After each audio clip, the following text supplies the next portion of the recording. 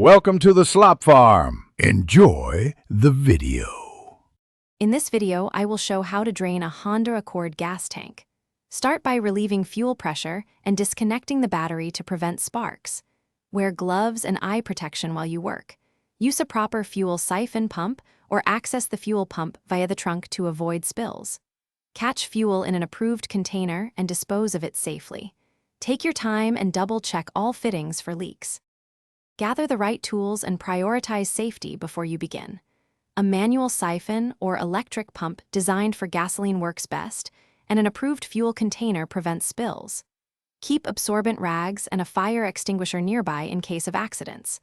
Make sure the work area is flat, well ventilated, and away from open flames.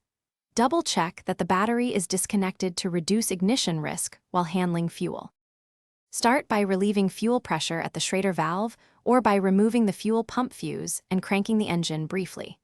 Use a siphon pump to remove fuel through the filler neck or access the pump module by removing the rear seat or trunk panel. Catch fuel in an approved container and avoid overfilling it. Inspect all lines and fittings for leaks, then reconnect the battery and test for proper operation. Thanks for watching. Consider subscribing if we helped you today.